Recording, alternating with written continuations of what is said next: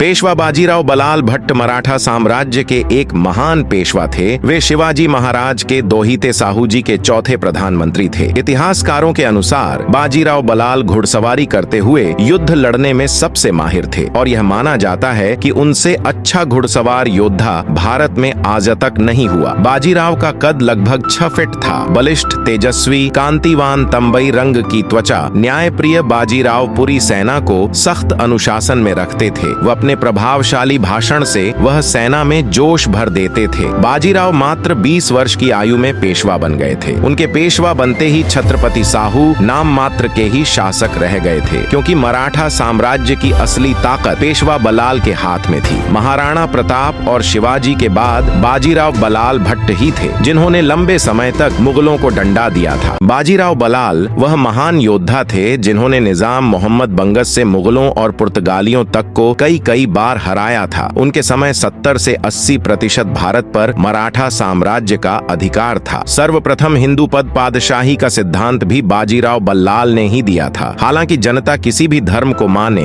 वह उनके साथ न्याय करते थे। उनकी अपनी फौज में कई अहम पद सिपहसालार तक मुसलमान थे। हिंदू स्वराज्य लाने का सपना जो छत्रपति शिवाजी महाराज ने देखा था, उसे काफी हद तक पेशवा बलाल ने पूरा किया। वह समस्त हिंदुस्तान के इतिहास में पेशवा एकमात्र वह योद्धा थे जिन्होंने 41 लड़ाइयां लड़ी और एक भी लड़ाई नहीं हारी। अमेरिकी सेना ने उनकी पालखेड़ की लड़ाई का एक मॉडल भी बनाकर रखा है, जिस पर सैनिकों को युद्ध प्रशिक्षण दिया जाता है। बाजीराव बलाल का युद्ध रिकॉर्ड शिवाजी महाराज और महाराणा प्रताप से भी अच्छा माना जाता है। नर्मदा पार सेना को ले जाने वाले और 400 वर्ष की यवनी सत्ता को दिल्ली में जाकर ललकारने वाले पहले योद्धा बाजीराव ही थे। 20 साल के उस युवा बाजीराव ने मुगलिया सल्तनत को ललकारा और 3 दिन तक दिल्ली को बंदी बनाकर रखा। मुगल बादशाह की लाल किले से बाहर निकलने की हिम्मत नहीं हुई। जब सामने से आते बाजीराव को देखा तो रुक गया और जब बाजीराव ने ललकार मारी तो मुगल बादशाह की धोती का रंग बदल गया। बाजीराव बलाल सीरीज अच्छी लगी हो तो लाइक करके चैनल को सब्सक्राइब जरूर करें। धन्यवाद।